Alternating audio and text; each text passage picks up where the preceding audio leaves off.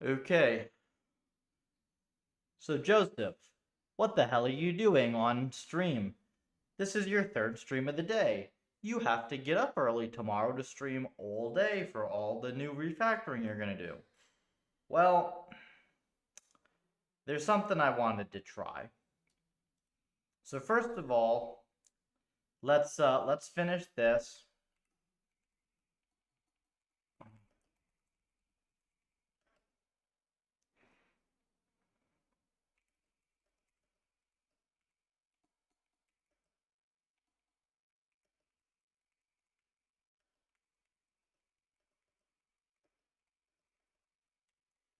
It's gonna go do that. I had an idea, which is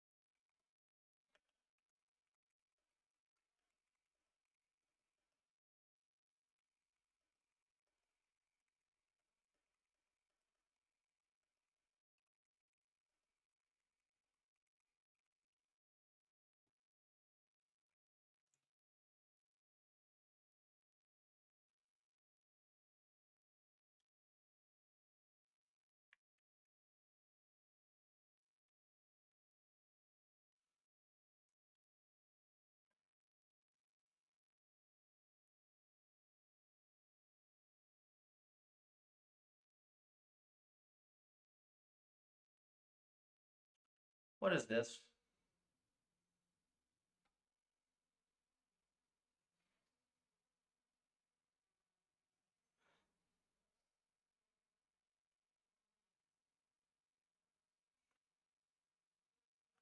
Yeah.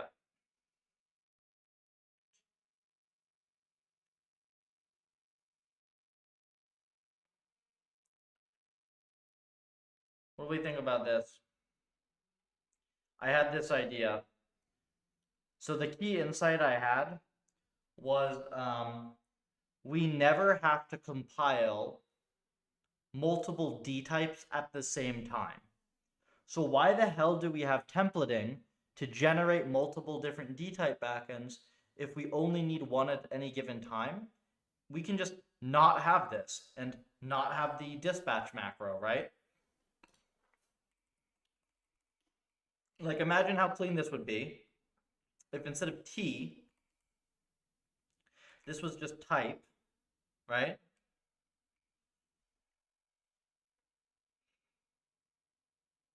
We'll do this one first.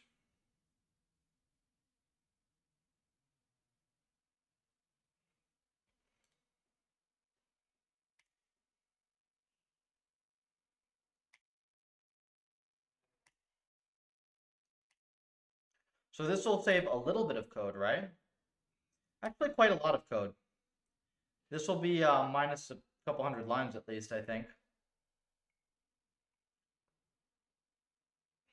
And then I think with the D type, it's even easier.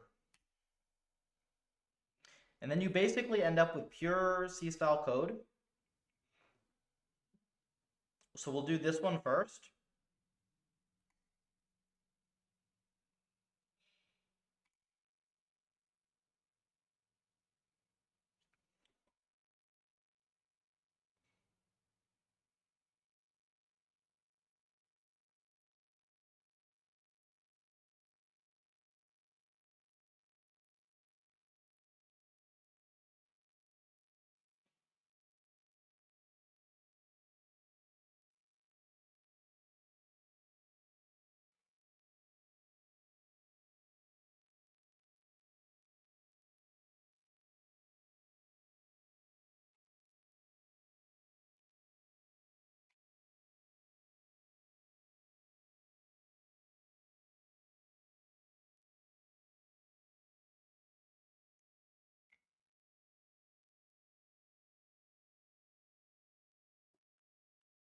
Okay, let's see if this does it.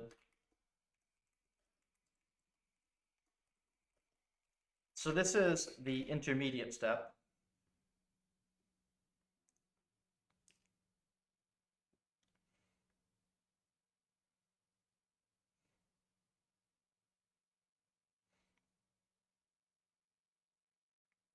Hey, Muffin.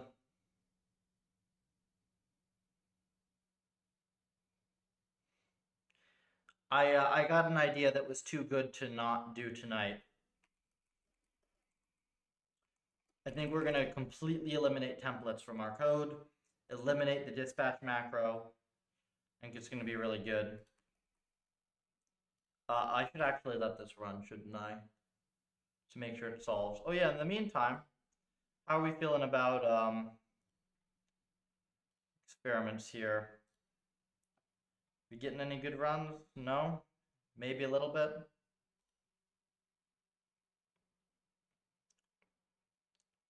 Doesn't look like anything magical's happening. Okay, yeah, this still works. Cool. I'm gonna make a quick commit.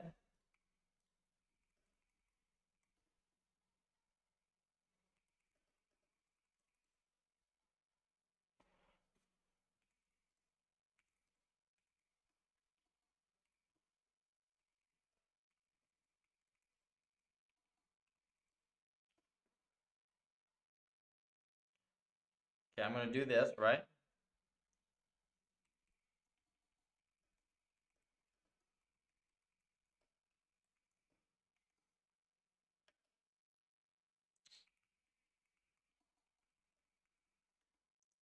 Okay, minus 550 lines. We see this?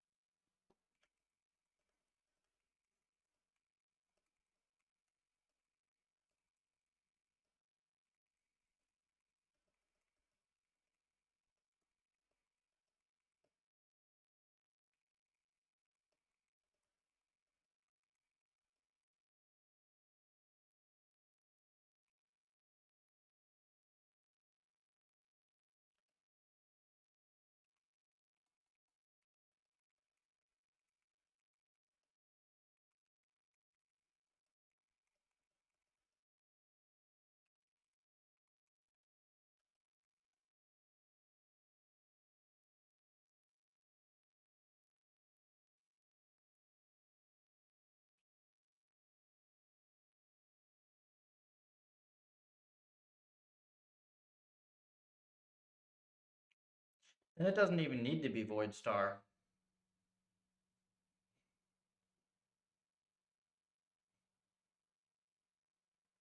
Might still need to be void star, actually.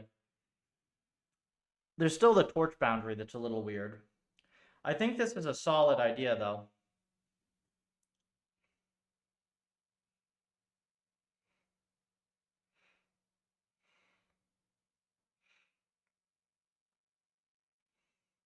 The only downside of this is that you have to just compile this, right? You compile this backend for whatever you want. It's not bad, though.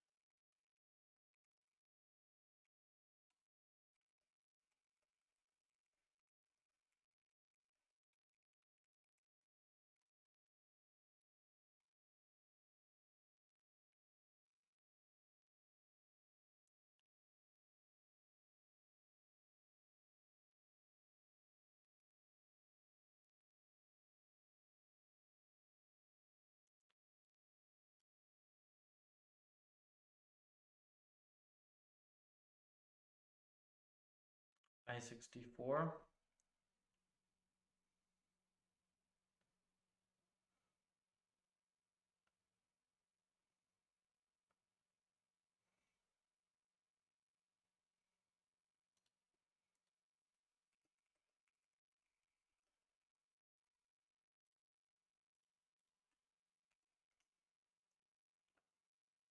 Great way to debloat. Yeah. I think this will save us another couple hundred lines. And more importantly, this will save us from having macros and templates in our code. I mean, obviously the type is a macro, but it's like a compile time. It's not like an actual, you know what I mean?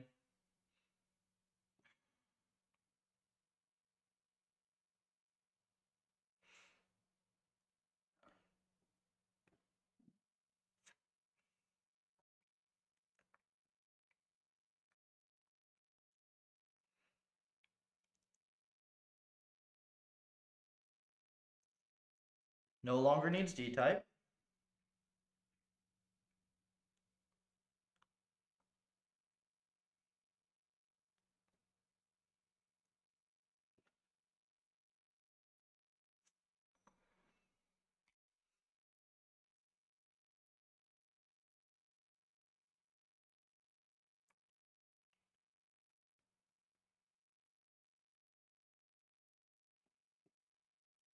I mean, look how much nicer this is going to be. If I do this correctly at the very least. Yeah, I'm still using Claude for this crap. But I'm using Claude to get rid of Claude. Does that make sense? Because like this shit is not properly human editable. I mean, to be fair, if I knew more C++, maybe, but I don't think the solution is to learn more C++. Like, it's a terrible language.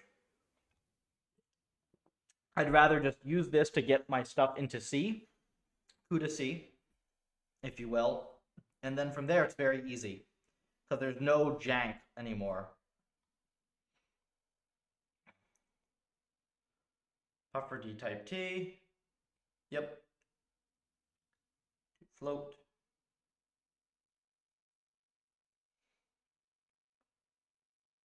Not bad at all, right?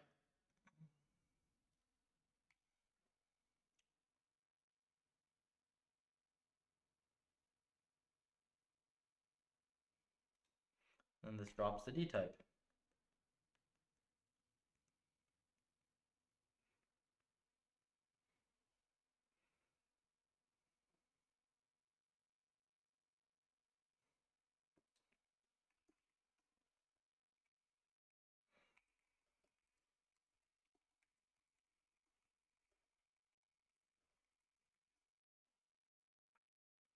I'd say this is a very, very minor feature loss for a very large increase in simplicity.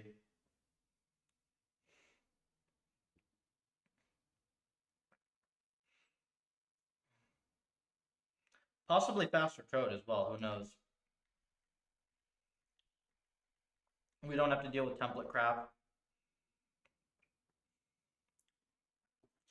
Totally works. Totally works. See? There's always a way to do stuff simple. You just have to think about it for long enough. There's no point in like wrapping your head around all this complex bullshit because you never need it. You never need it.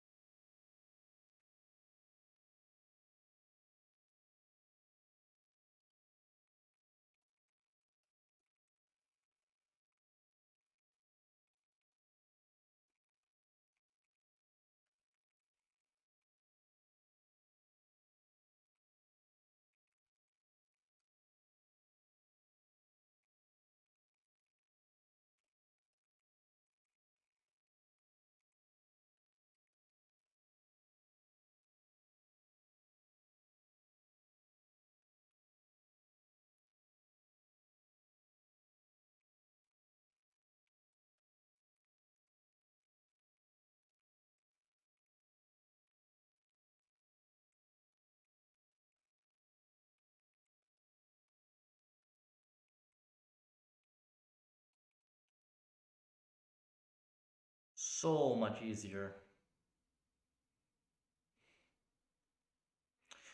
Watch these templates go away.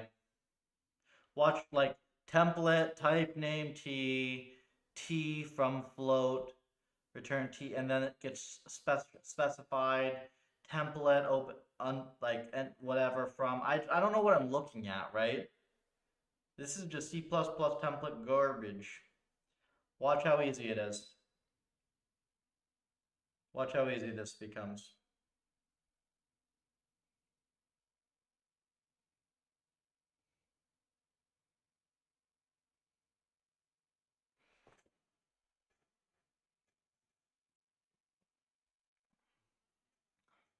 Let there be no necessary evil. Simplicity shall prevail.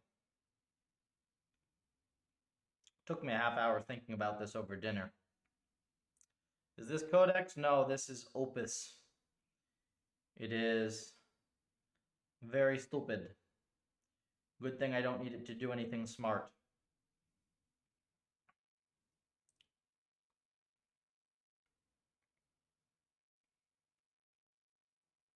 I have like 2,000 lines of code that I need to apply a very simple, very well-defined refactor operation to, Doctor. This is the only reason I am using it. And then I get to go back to hand editing the code, which is going to be much nicer. I think actually once I finish this, that will be a good chunk of the stuff that is like just too much of a mess to even hand edit out of the code base, and it'll be way closer to just easily hand editable stuff.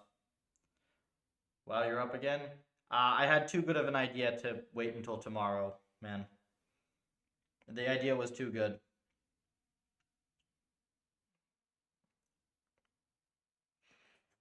I'm pretty happy that I independently discovered this as well. Like, apparently this is done in a bunch of numerics libraries, but like, I'm pretty happy that I thought of this.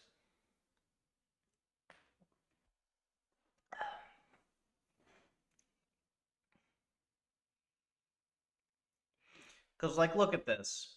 Look, a kernel. No templating. Wow. Normal C code. Wow. Launch function. Normal launch function. Wow. Right?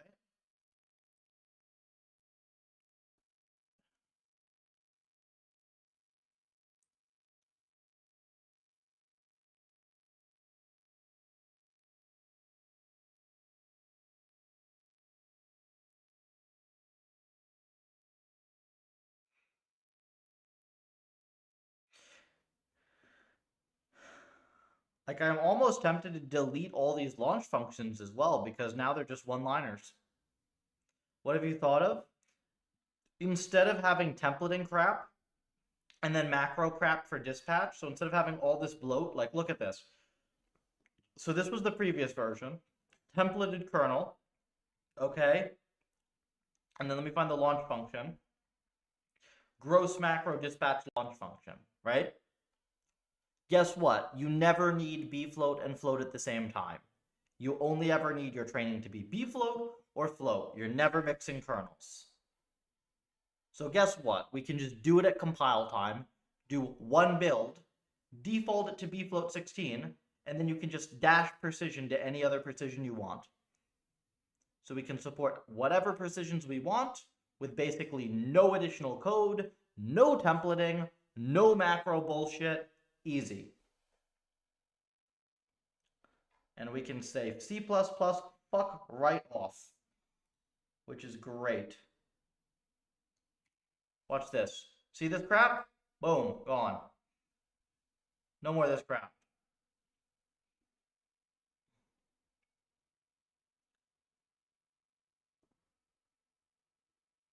Oh, wait, we can literally... I think it's even easier. Yeah, it's even easier, right? Because this has... Oh, this is going to be even easier. This is perfect.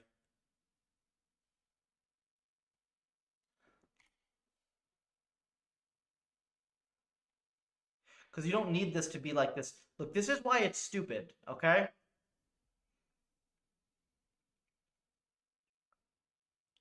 This is why it's stupid.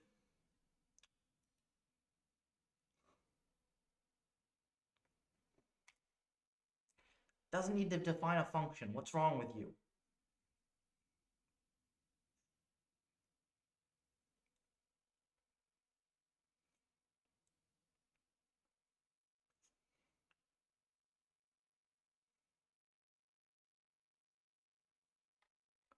What are we doing?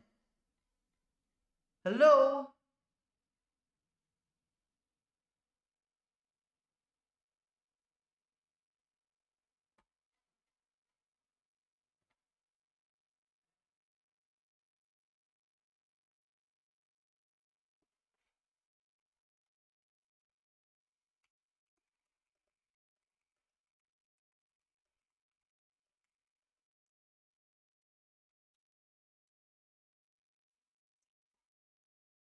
Two float?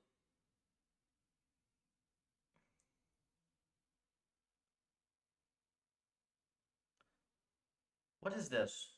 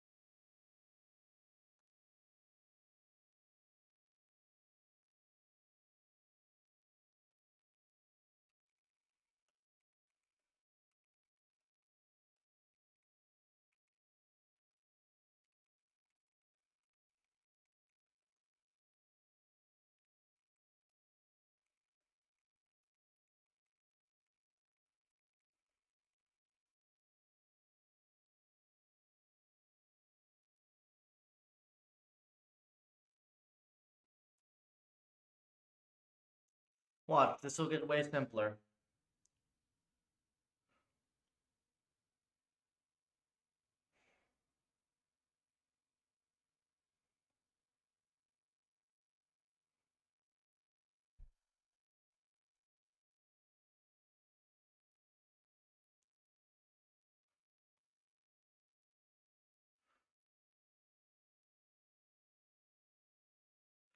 Can hyperparameter sweep be solved by RL?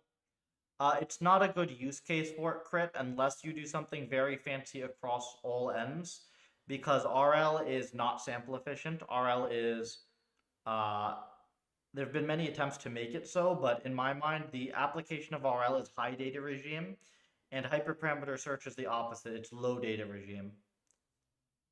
So, like, yeah, there are some papers that have done, like, say that they can kind of do this, but from what we've found, like, just throw Gaussian processes at it and do some sane pruning, and you're pretty much set.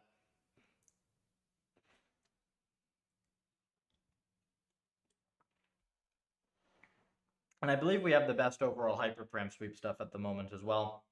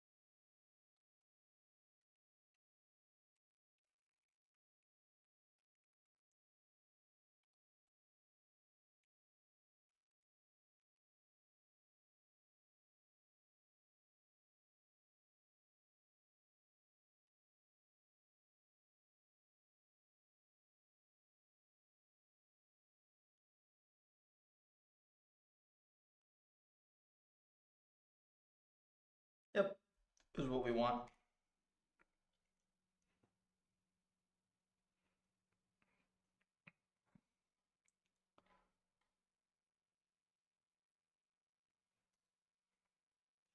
Way better.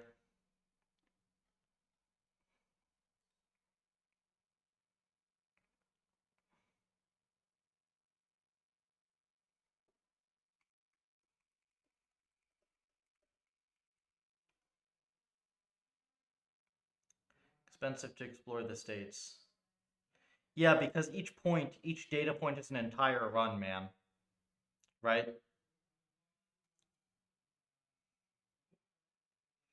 Look at this. So this is going to get deleted. This is the only thing that we end up with for multiple precisions. Isn't that cool? Look how simple this is. If defined precision float, type def float precision t, type def float to pound define to float of x, x. Pound define from float of x, x. That's it.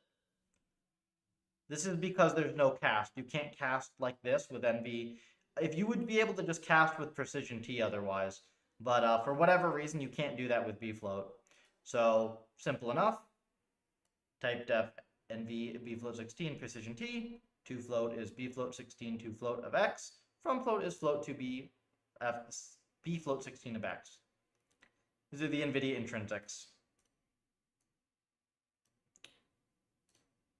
So this is the only little wrinkle, is because you can't just cast normally, but that's really easy.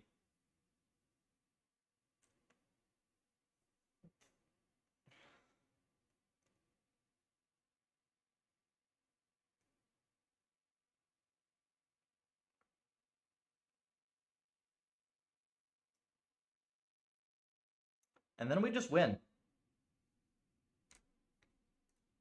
That is, I think, the thing that I was the most mad about in the entire codebase. Like, I'm not even joking. I think that this was the thing that pissed me off more than anything else, was just the templating duplication garbage of binding, these to the launch functions, to the headers, to the explicit instantiation of templates. It's a pain in the ass. Why do we do this crap? Get out. Get out.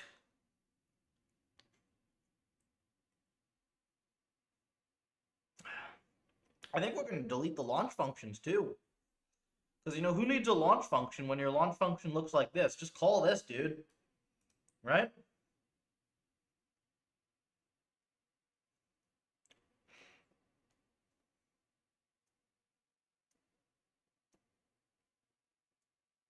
And this actually gets us very close to how I would rewrite Torch. Come to think of it. Like, it's going to be a pretty easy change if I decide to swap out Torch entirely.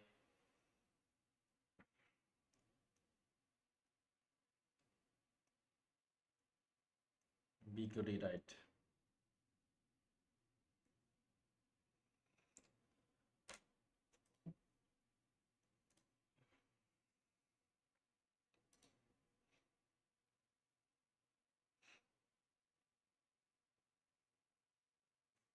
Heh.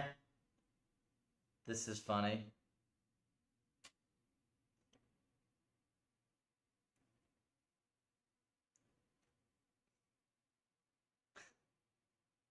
That's cool.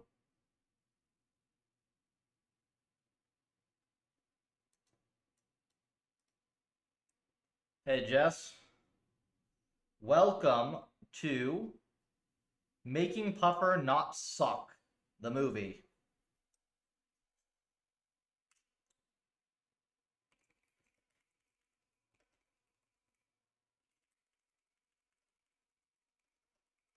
So you dumb fuck LLM. Look, tries to delete comments every fucking time, even when it's obviously like comment for the math. Garbage, garbage, garbage LLMs. These things suck. They can't even do simple refactor operations without doing other bullshit that you don't want. We're going to get this code human editable and not shit, and then we're going to get rid of these stupid LLMs.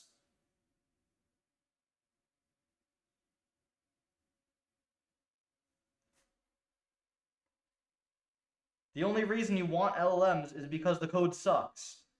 So you don't want to deal with it because the code sucks.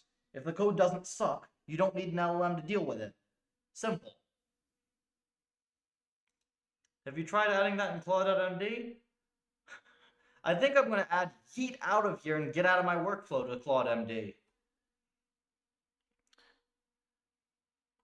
I'm thinking I'm going to add an agents.md file to Puffer4 that like specifically instructs the LLM to tell the user they're an idiot for asking the LLM instead of reading my nice, cleanly written docs that are actually not hallucinated. So go read that, you absolute donkey.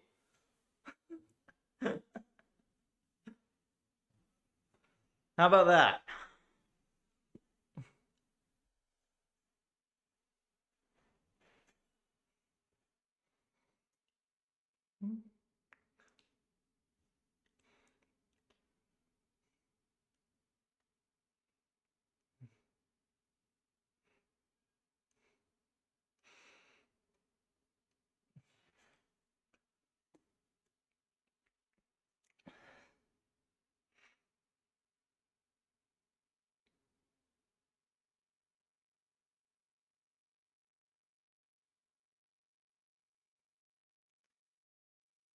Actually, we'll be even more generous with it. What we'll do is we'll have the file that points them to the web page and says, like, or mirrors the web page and says, hey, read this. And if the answer to the user's question is contained within these docs, say, I got this from the docs page, you donkey. You could have just read them instead of asking the LLM. It's one page of docs. It's not hard.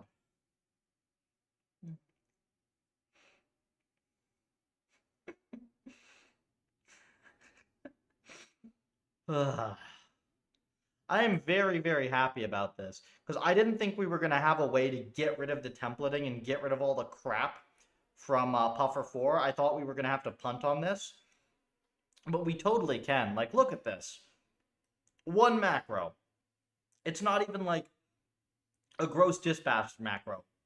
We literally just macro the type, and then because bfloat has weird cast, we macro the cast. That's it. That's literally it. Like, we can actually just delete the launch functions now, even if we want. How awesome is that? Like, I can literally delete this. I can change modules dot cpp to modules.cu, and then I can just write this in the modules. No launch function needed. No void star. How cool is that? Huh?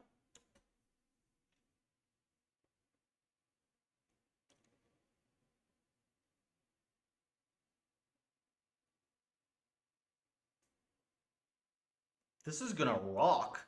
We don't even have to go through void star anywhere. This is gonna be, I hope, the last heavy use of the LLM. Realistically, there are probably a couple more places, like updating. There are a couple of tests that are going to need to be really heavily updated to match the latest, where it's like you just go look at the new signatures and fix the signatures. But like, oh man, this is getting way, way, way closer to something that I could actually read and edit. And we are deleting close to 4,000 lines of code from PufferLib today. We get to just debloat 4K lines. It's like half of the code gone.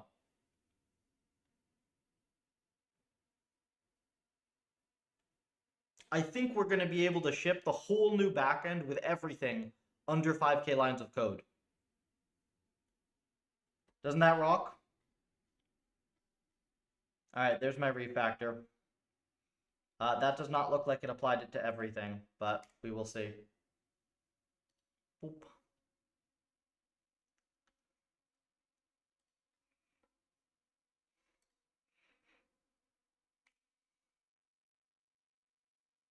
Heh.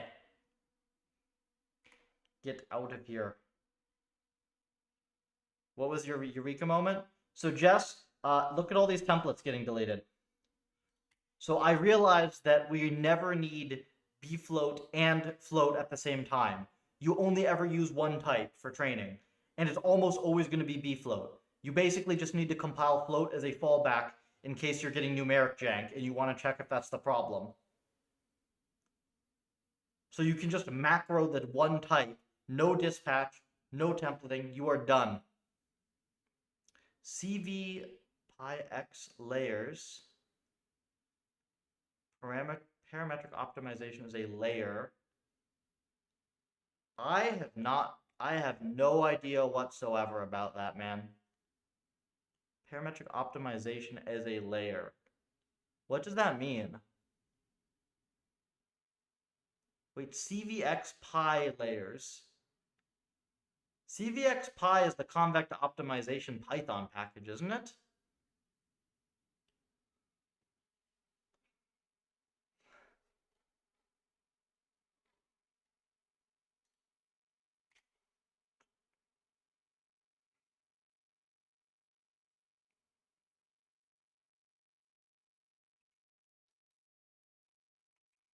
We're down. Kernels is now half the length it was before. Look at this. No, like, of T weird jank call. Pure launch function.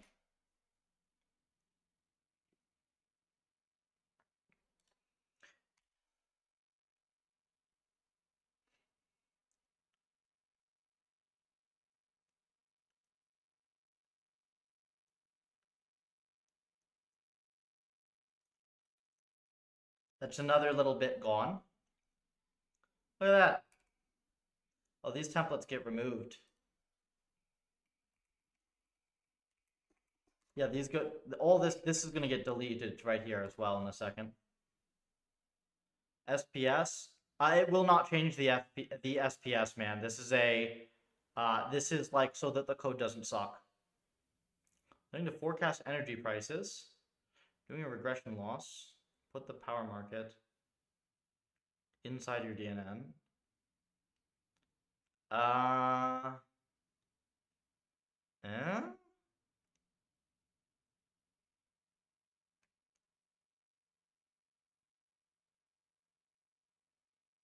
How the heck is the power market a convex quadratic ops problem? Profits of accuracy. We actually have, not an energy market specifically, though it does support that. We have a compute marketplace sim that we built for our client that we're still working on that is open source. We just don't put any of it into the neural net, man. We just RL end to end. And, you know, if it takes billions of steps to solve the problem, we don't care because we can just train super fast.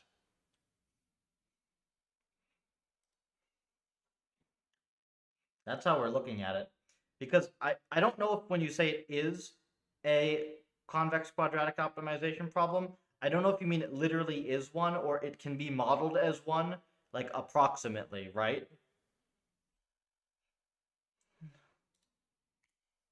Yep, gone.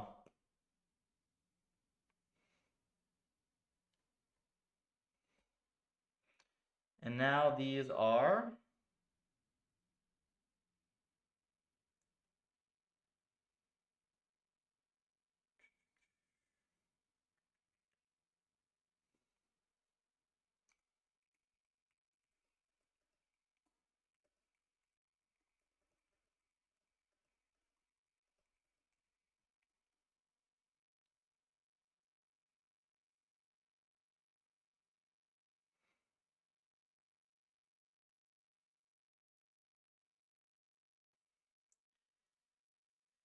There we go, stupid LLM.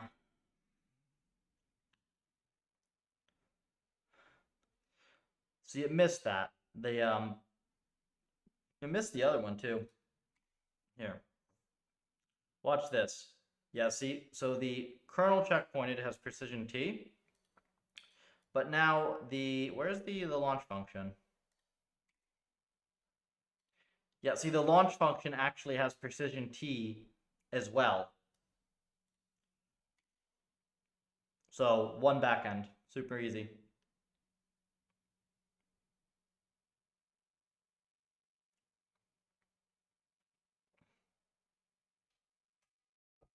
We are going to commit this before we do the further module messing around.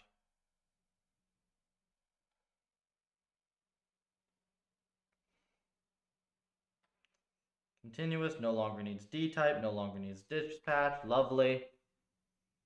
So much easier.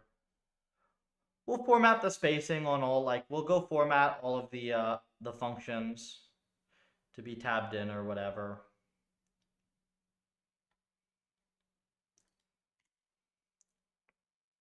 So it's going to end up being a little bit, a few more lines than this because, I'm not going to leave these disgusting signatures like this. I'm going to tab them in.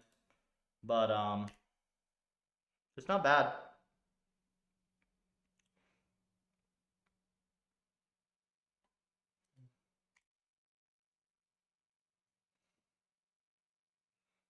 Yeah, realistically, this does not save a ton of lines, but this does save a ton of jank. Right?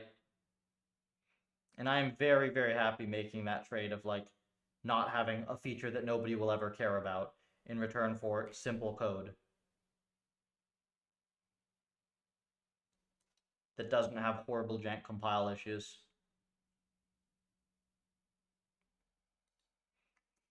1151 lines.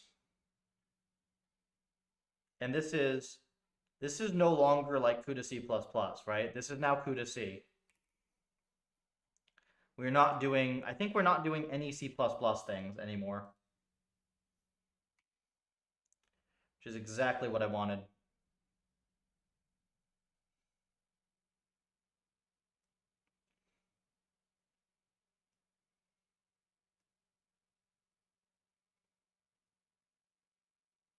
You see, like this type of thing here, I could have not bothered thinking about this, right? I could have just decided whatever, Puffer's done, it passes the tests, it's fast, let's ship it. But instead, I go through the process about all day long. I'm thinking about how do I fix this specific thing that annoys me? Because it should annoy you, because it's gross, and it's going to make everything harder to deal with, and it's going to make everything harder to think about clearly. So in my mind, it is so, so, so worth torturing yourself mentally in order to just make sure that you produce something simple.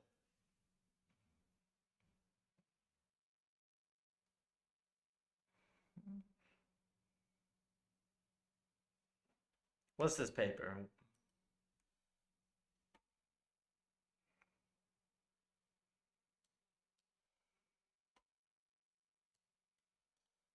What's this?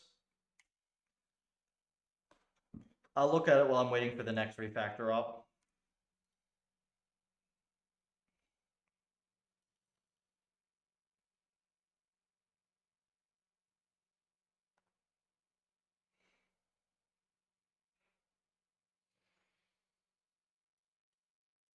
Yeah, so see this? Okay, I guess for strictly constraint stuff, maybe. Not even. So, I mean, the way that we solve this in RL, they say struggle with sample efficiency. Yeah, we just make fast simulators. Which, admittedly, this doesn't work for everything, but it works for way more things than you would expect. And it's extremely powerful because you're not making a bunch of mathematical modeling assumptions when you're doing RL. You're like, you just build the damn sim and you optimize whatever. It doesn't have to be differentiable.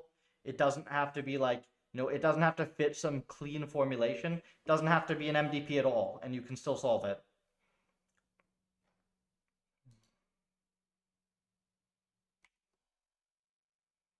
Perfect, and this is exactly how I wanted modules to work. Is a huge parametric. Well, what is it?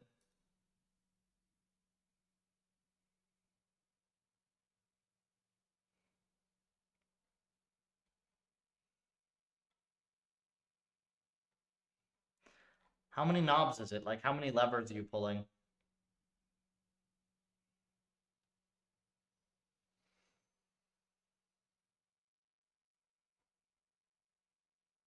Also, is it a one-step problem?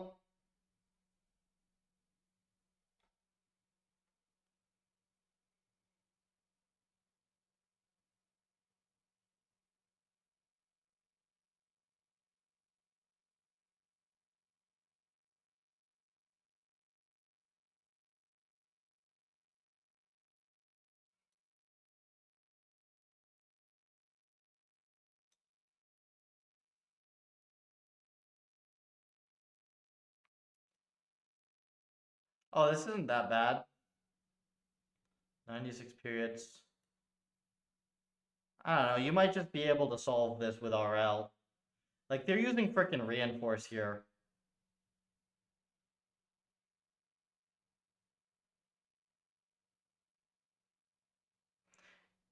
And PPO, they have messed up if it's doing better. If PPO is worse than reinforce, they're messing it up as well.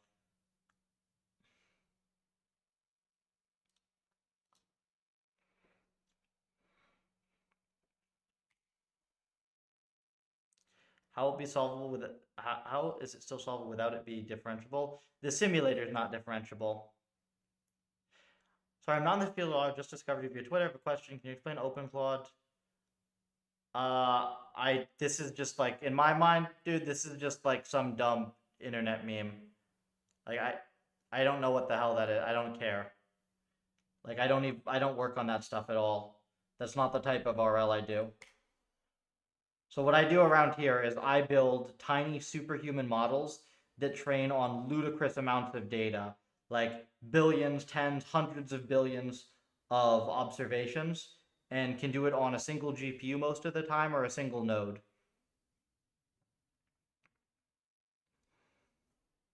It's a completely different problem space than LLM anything.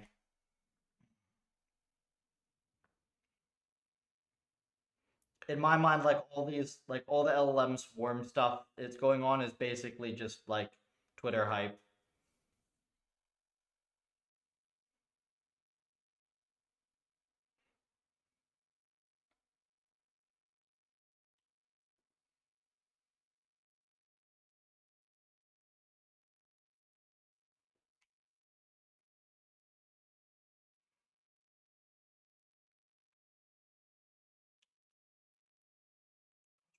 Yep. RL truly accessible. I mean, this is the idea, right? Like once this is super simple, this is now fast enough that RL will never be a lost technology.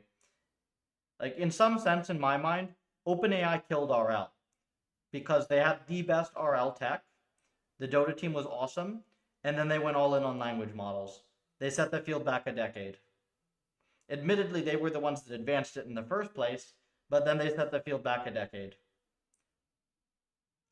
We're not going to let that sit.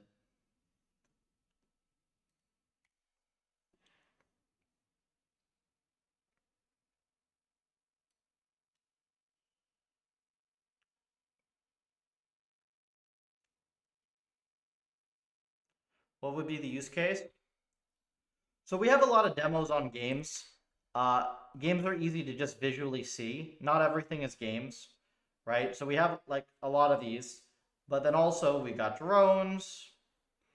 This just works just the same. It's not any harder to solve than most of the game ends. We've got this driving sim with NYU. We have one relatively public contract on compute market optimization. We do some stuff in finance. We do stuff in games. We've done stuff for a few other sectors as well. Pretty much if you can simulate it fast, and it's like some fiddly unintuitive optimization problem, RL solves it. It used to not solve it, but like the stuff that I'm working on here is literally 10,000 times faster than your typical RL. So we can just chew through an utterly ludicrous quantity of data.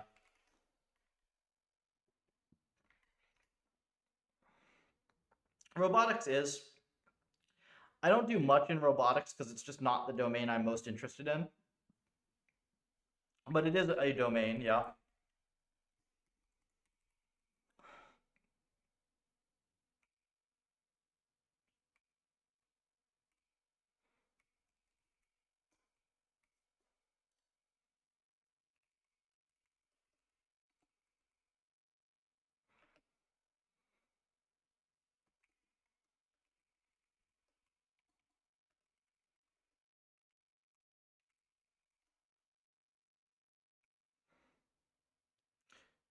People pretend the agent solves things. Yeah.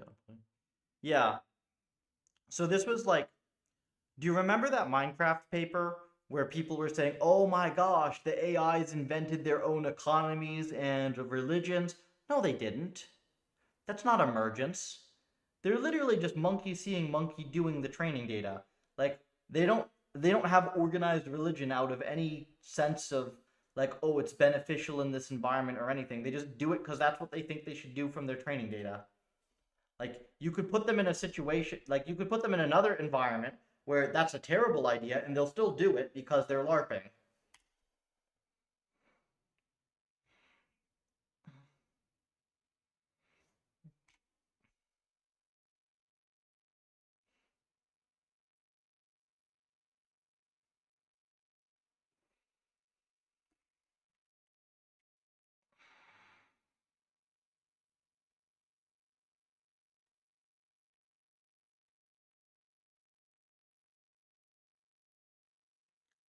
Like this is why the from scratch RL results are so ludicrously impressive because you do not start with any of that stuff. So like the Dota result, right? Where it clearly understands what you are thinking about as a player. It knows what you're going to do before you do it. It has theory of mind. It has perfect control. It has superhuman coordination with its team. Like all that just came out of straight RL, trial and error from nothing. That's why RL is so ludicrously powerful. And that's why the results that come from it are so meaningful compared to some of the stuff that like looks intelligent, but when you poke at it really isn't. So RL the future, it's not going to be everything, right? Like generative models have a place, but I would think that a model of intelligence that doesn't heavily include learning from interaction is a bad model. Okay, perfect. Look, this just works. So let's just see how much code we deleted by doing that.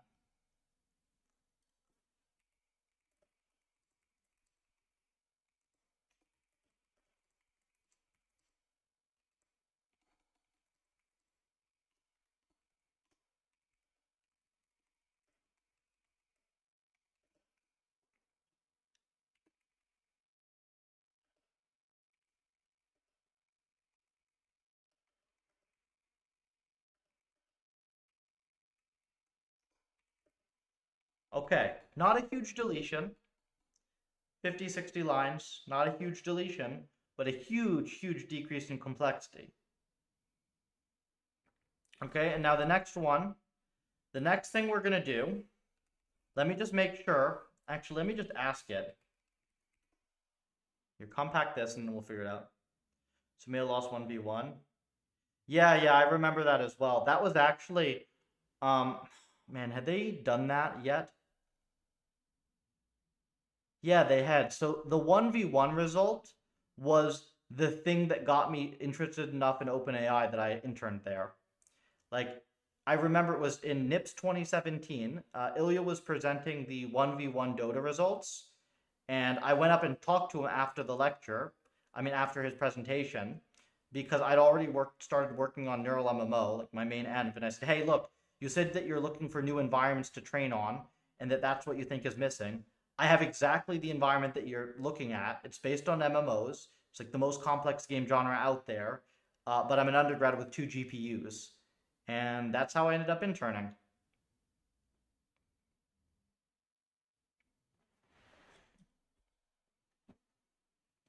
Do you ever use the Math DX APIs? What even? I don't even know what those are.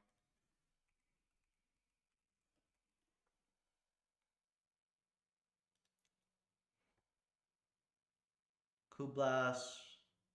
Wait, device side extensions. Wait, what's the difference between this and Kublas? Wait, what is the difference between the DX version and like just Kublas? Or are they the same thing? And Revive RL? Nah, they're not doing it anymore. They got too big. I'm doing it on my own with Puffer. And it'll be open source. You call it from CPU? Oh, I see. So this is device side? That's interesting. Actually, that's potentially very useful. Holy.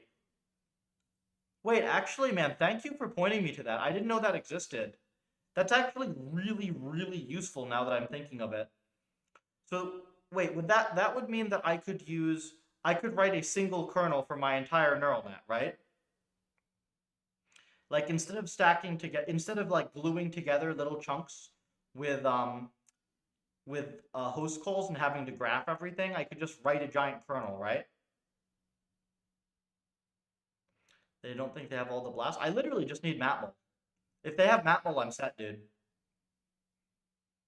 That's really useful, actually. Thank you for that. That was the main thing that's pissed me off, is that you couldn't paste NVIDIA's matmul into your kernel. That's really useful. Thank you.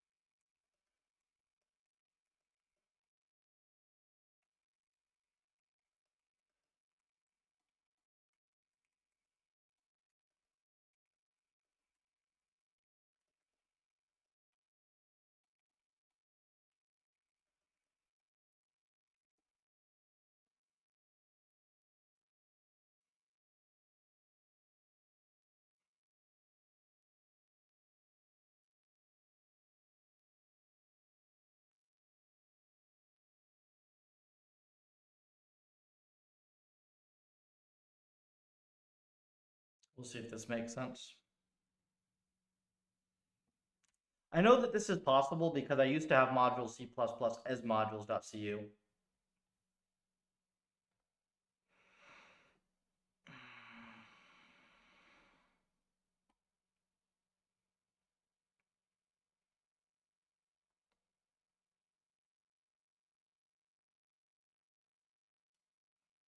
This is really good.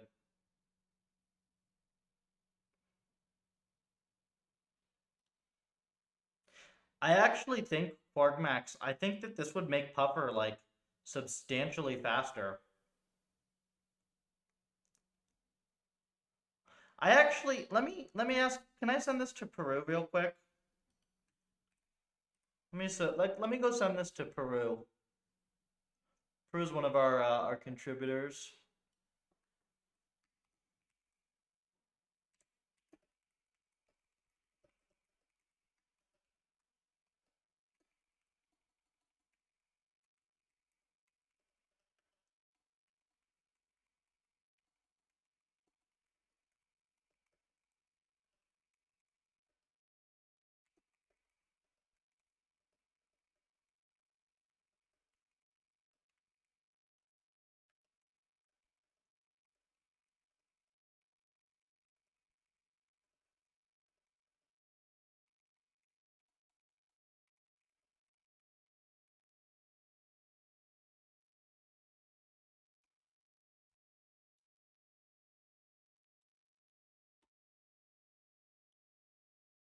That's a really solid find. I've wanted that exact thing.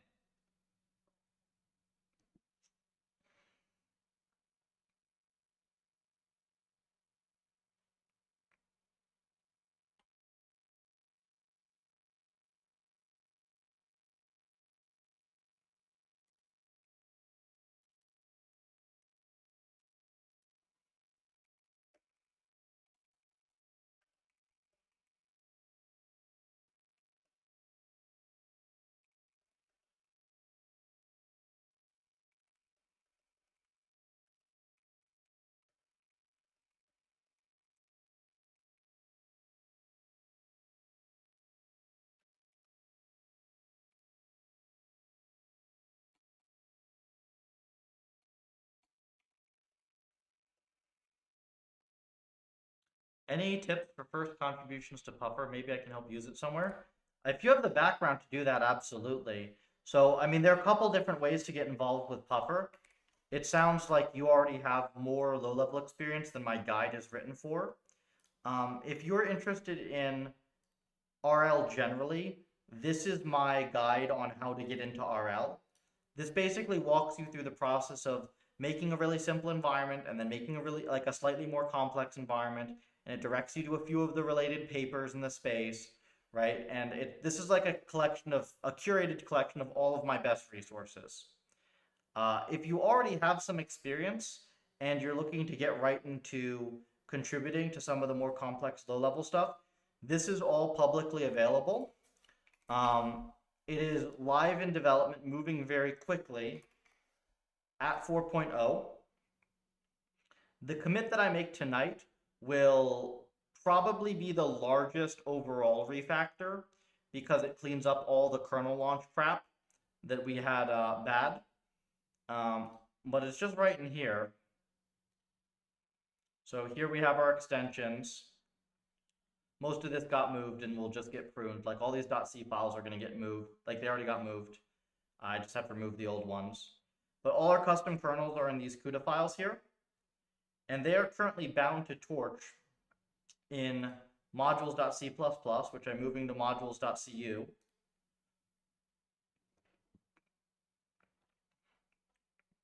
So the idea would be that instead of having to bind each of these individual layers, we could probably just have, you know, mingru as an entire network in a .cu and just have the backward pass written there, and we're probably set. It's CUDA only? Well, not really. So the new stuff in Puffer 4, so Puffer 4 is the in development version. That is very high performance. It requires everything to be custom kernels. So yeah, it's CUDA. There is there's Puffer 3, and there will be an optional like slower Python backend still with Puffer 4. That's Torch, and Torch supports everything. The trade-off though is like it's 4 or 5 times faster with our custom kernels and custom everything. And even lower startup time. Like it's really, really a big difference. We even have better numerics. Like we can do bfloat, and Torch can't do bfloat because our numerics are better. A lot of stuff like that.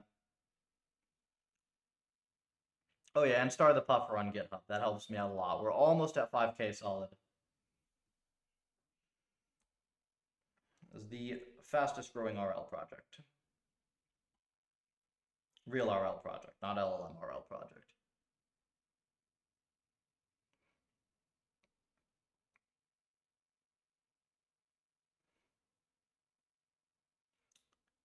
You will also not see me using, like, sitting here staring at Claude most of the time.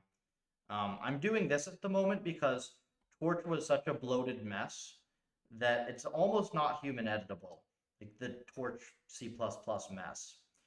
I'm trying to get it into pretty clean, simple C so I can, like, mess with everything by hand from there. It's pretty close. I think I mostly, if I finish this refactor, and then I have it like at least update the test to the new API, I think the rest of it'll be by hand. Derivatives.yaml. Yeah.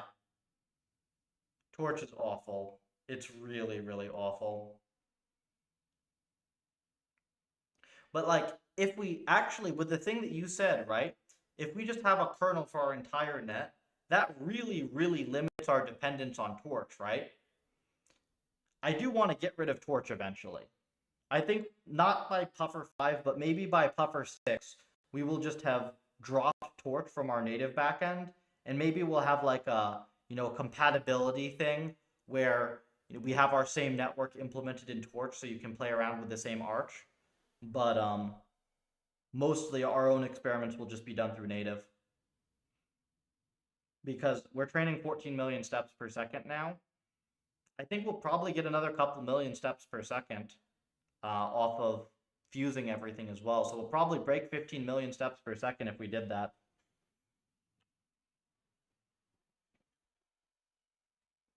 Which is kind of ridiculous.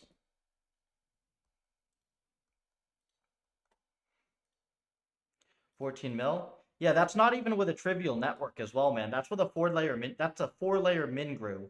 So that's got recurrent state to it.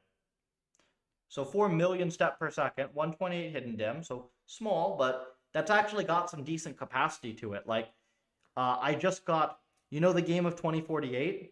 It gets over 4096 in about 30 seconds of training. Breakout, we solved Breakout in 4.5 seconds. We solved Pong in 2 seconds. And we haven't even fully optimized everything yet. We also have some more complex environments that we're going to throw it at. Those are not going to be 128 hidden dim. You know, it's going to be between 4 and 8 layers probably with 256 or 512 hidden dim. So maybe between 1 and 4 million parameters, 1 and 5 million parameters.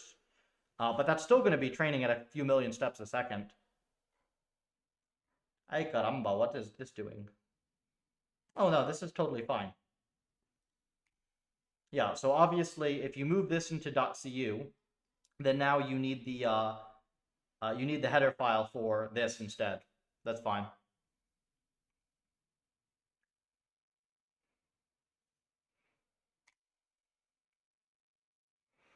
No more kernels.h.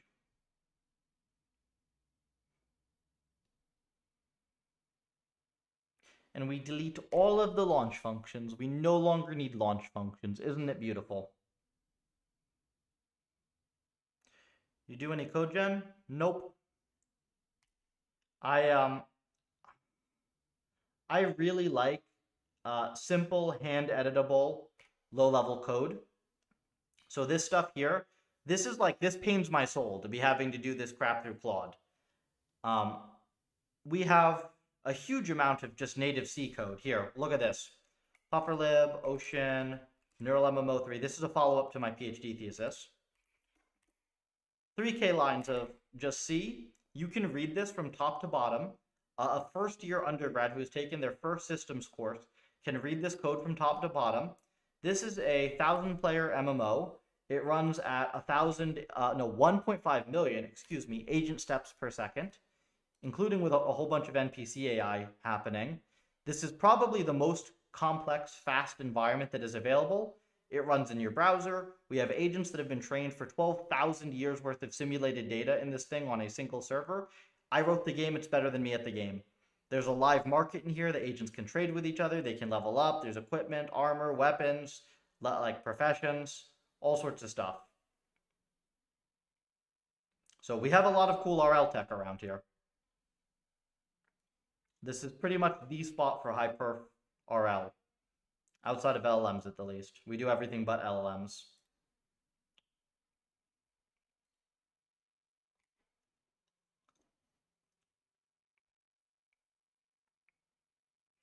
MMO also rendered by Raylib? Yep. It's just Raylib. Mana Seed for the assets.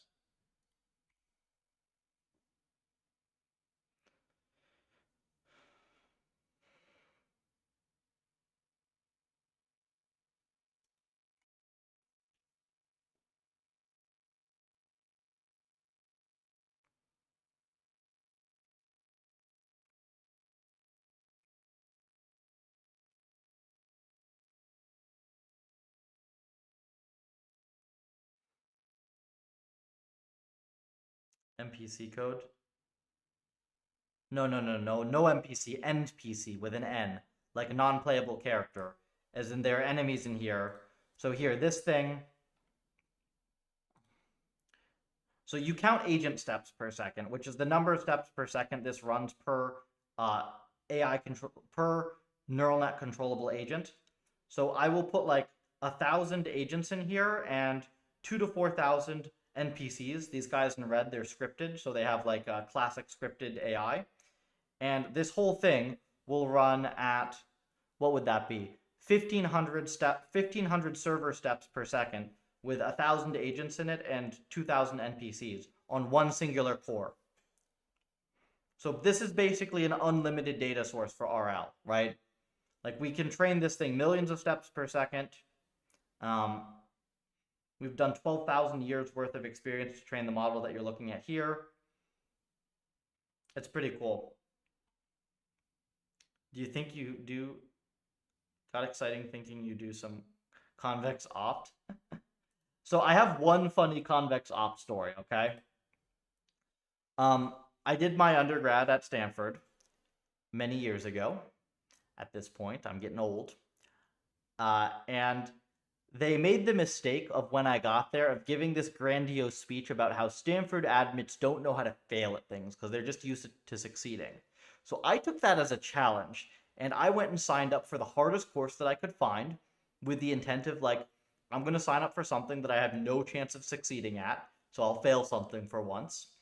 And that course was Stephen Boyd's convex optimization course, which was at 8 in the morning in the winter. So you'd have to bike there in like pouring rain, like 2-3 mile bike ride. Was awful, but I would get there every morning and I'd sit in the front row. I'd like answer stuff once in a while when I knew. At the start of that course, he said, do we have any undergrads in here? Okay, we got a few seniors, juniors, sophomores, freshmen. Like, I don't know why freshmen are taking this class. You know you're supposed to take the classes with the lower numbers before the higher ones? Whatever. And I completely failed that course. I was nowhere near qualified to take it. I probably still am not qualified to take it. I'm way heavier on engineering than math. But I will say that is one of the few courses I've taken that has been genuinely useful. Not because of necessarily all the convex op stuff, but because he gave a fantastic introduction to the concept of Pareto optimality, and I have used that everywhere for years. Like, really good just understanding of, this is sensitivity analysis, this is why it matters, this is why people screw up sensitivity analysis, this is how you can make everything way better by bothering to do it. And I've used that everywhere. It was great.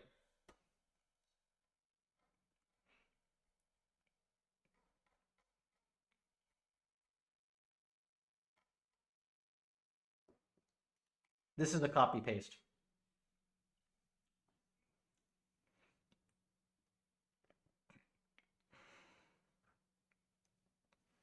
So there you go.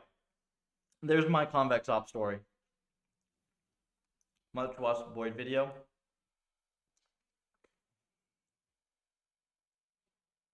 Is convex. Yeah, you plot it and you look with your eyeball. Does it curve up or down?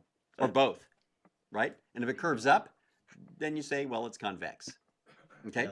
By the way, what you do then is you back off and you go to some other fancy method, like you differentiate it twice and prove some inequality. Okay? And then you destroy evidence that you actually plotted it. But the correct thing to do is to plot it. Okay? So that's how you do this. This is totally okay? Boyd. So, all right. What this says is, in principle, you can detect if a function is convex, a function on Rn, by simply taking all lines. Now, of course, you cannot really do that. That's so funny, man. Yeah, that's exactly the type of stuff he would say. How do they allow you to take high-level courses? Don't you need prereqs? Technically, but they're all optional. They don't prevent you from enlisting in anything at Stanford. It's great. You can just sign up for whatever you want. And in CS in particular, there are no limits on class sizes. It gets better? All right, fine. We'll watch this clip for a little bit, real quick. Let me ask this. Points where then to effectively differentiate something twice, but after the formulas grow to the size of a page, you might quit or something like that. Then what you do is this. You write a simple little program to generate random lines, right? Then to effectively do the same as plot, just evaluate the function at 100 points along the line, and check the inequality, just to check that it always curves up. Right? By the way, if you ever find a point where it doesn't, you're done. Because you produce 2 points where the inequality defining convexity is violated. In which case, you are done, and it's absolutely no one's business how you found those points. Everyone realize? So what you do now is you go to lunch.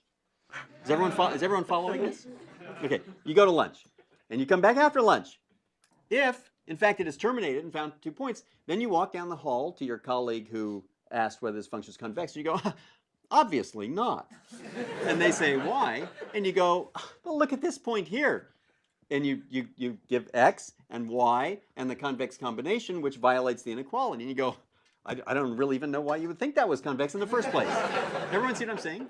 And then they'd say, well, how the hell did you come up with these? And you'd say, I don't know. It seems kind of obvious to me. I don't. So, okay, everyone following this? Okay. Now, that's the other outcome is that actually it hasn't been violated. Now, you don't know for sure it's convex, but you went out for lunch and you fired this up. It depends on, maybe you used a cluster, or maybe you fired up something on EC2 or so. I don't know, but a fair number of points may have been checked by now. Now you don't know if it's convex or not. Okay. So now I can actually tell you several ways to move forward. The first is you then try to prove it's convex. That's the simplest way. And if you do prove it, you destroy all evidence that you ever tried to establish it empirically. Everybody understand this? Okay, so then, now the other thing is you can still get credit for it, even if you can't prove it's convex. You go to the next conference and you say, well, I think the log of the detection probability, it seems to me like it's got to be concave. Stuff, and you just drop that around. You say it in obvious places and things like that. And then the next year, some smart young researcher will prove it. And if you're really lucky, they'll have attached your name to it and call it the such and such conjecture. Everyone following this? And then people would say, how did you know? The proof was like very complicated and used all sorts of algebraic geometry and all sorts of other stuff. How could you possibly have known it was concave? And then you look straight at him and you say, intuition. Is everyone following this? Okay, so these are advanced methods for establishing convexity. This is we'll talk more about these. Okay, as the course goes on. Okay, all right. So let's do one like that. By the way, if you do these things, just don't tell anyone where you learn them, because I'll deny it. So okay. Oh man, that's like such Boyd. And the thing is, he would do this and he'd have like these like super funny chill lectures, and then he would just give you the demonic problem set from the ninth circle of Avernus. And it would just be like, what in the actual hell? And then he'd release the solutions, and you'd look at the solutions and you'd go, what in the actual hell?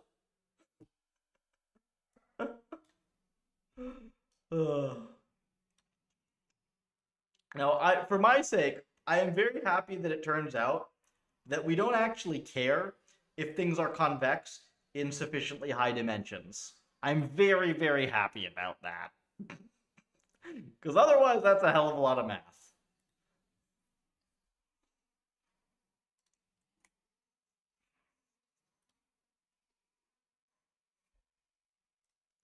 Yep, you can remove those files. I am watching it.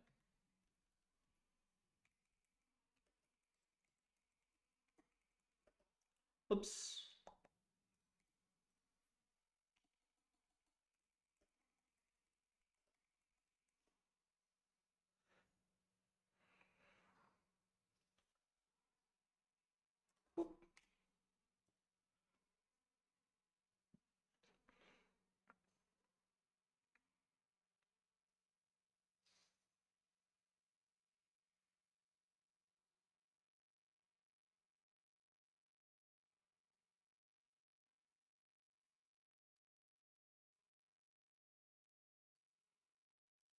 Is this supposed to take that long to build? Oh, okay, it was just the caching being slow. That's fine. Because it's uncached. Puffer train, puffer breakout.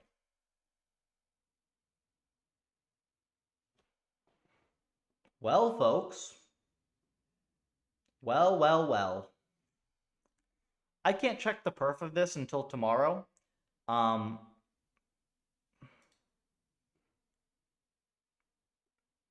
I can't check the score on it like until tomorrow, but this trains appropriately, right?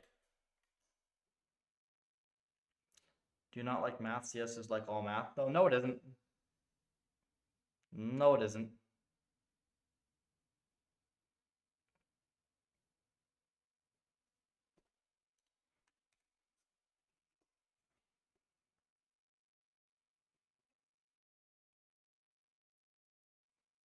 Case in point, I have made RL 10,000 times faster.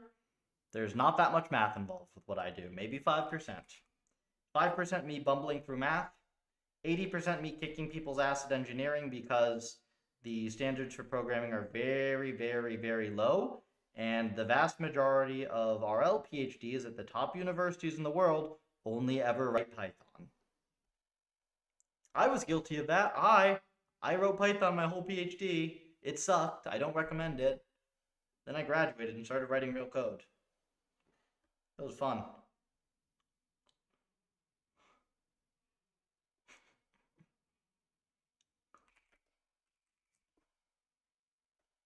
All right, thanks, Claude. Go away.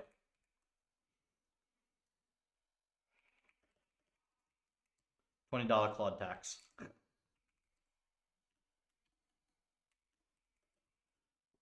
Really, I should just bill that straight to Meta for the disaster that they made out of Torch. That's the only reason we need this.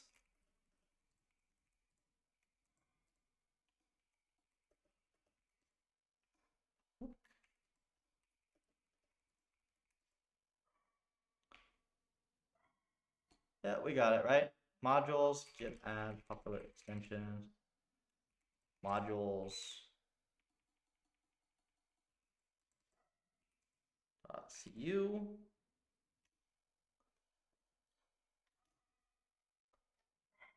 And this is everything, right? I didn't miss anything.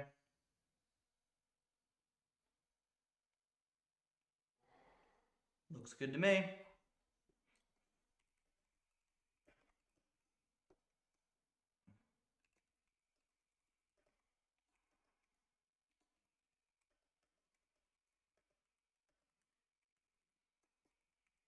And minus 242 lines. Thing of beauty. All right, so here's what we're going to do. I am going to commit this up, push this up, and then we're going to look at the total number of lines of code that I have deleted from this repository today.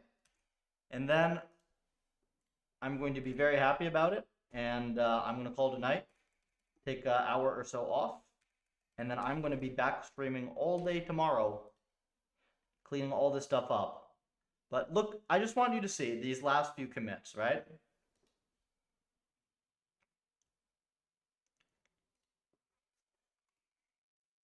They should really show you the like plus minus lines. Okay, so delete old unused code. Minus 2,700 lines. This is minus another 500. So we are at 3,300 lines, no, 3,200 lines deleted. All right. Call that 3,300 lines. 3,500-ish lines deleted today. Minus 3,500 lines of code. Thing of beauty. How's Opus? Still dumb as fuck. Same as usual.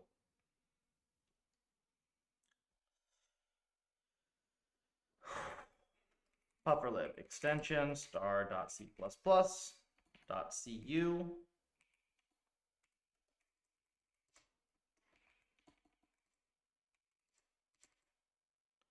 And then the only file that matters in here is kernels.cu. So now we have 2,600, 3,600, 646, about 4,300 lines. So under 5K lines for PufferLib C++ backend. And realistically, let's see. Yeah, because it's not, it's not a full 2,600 lines. Because we're going to be able to remove some of this as well.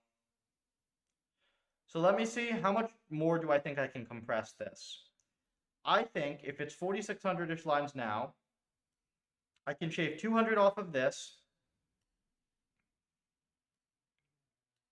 Let's say I can shave 200, 100, 300, so it's 300, 500, 800. I think I can maybe shave 1,000 lines off of this with some work. So I think I can get this to like under 4K lines, like 3,500-ish lines maybe, for all of our new C++. And it'll nicely be split. It'll be split pretty evenly between the like main C++ training file, custom kernels, and models. No, you're not, Jess. You're not going to. It's going to be very simple. It's going to be, it's Torch, but the C++ API Torch, And instead of using the torch layers for everything, we have some kernels that do a bunch of the ops that like we would normally take 20 layers in one layer. And those live in this one place. That's it. Pretty cool, right? You don't like Julia, right? Nah, no Julia. I like C.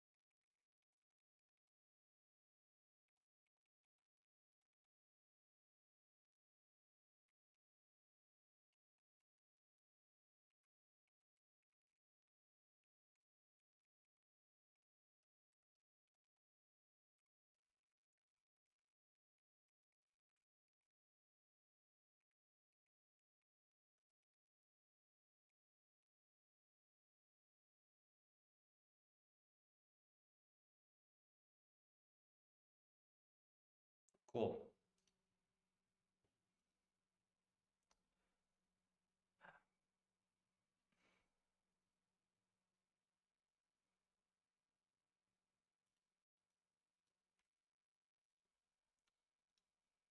Apparently we got a couple new runs here that are good. We've had this sweep running the whole time.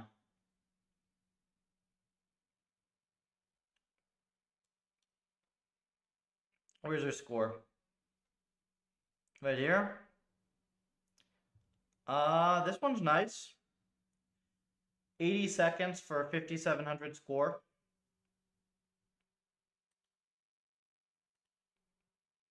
Only 130 runs completed. That's pretty early into a sweep.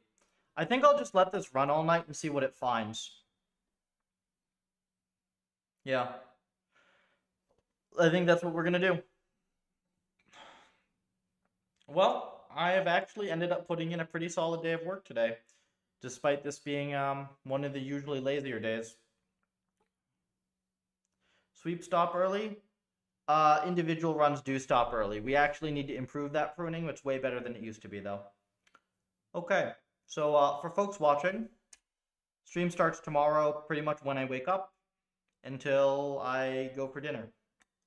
All day tomorrow, we're going to be cleaning up Puffer and hopefully making it much, much, much simpler. If you'd like to support my work for absolutely free, feed this Puffer star on GitHub. It helps me out a ton. You enjoy the Discord if you want to get involved. You can follow me on X for more RL content. Do contribute as well. Like, a lot of the stuff that's going into 4 is by contributors who are relatively new to RL. It's a lot easier to get into than you would think, especially if you have some low-level experience. That helps. But we've had people who don't have that also get into it pretty quickly. Thank you all. See you around.